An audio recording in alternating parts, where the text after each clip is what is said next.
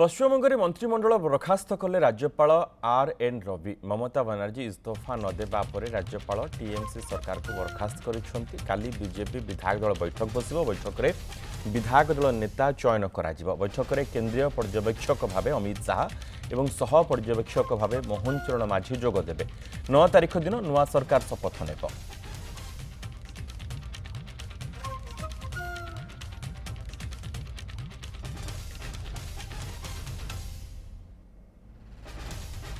पश्चिमबंग मंत्रिमंडल बरखास्त करिसेंती राज्यपाल आर.एन. रवि। ममता बनर्जी इस्तीफा न देबा परे राज्यपाल टीएमसी सरकार को बरखास्त करिसेंती।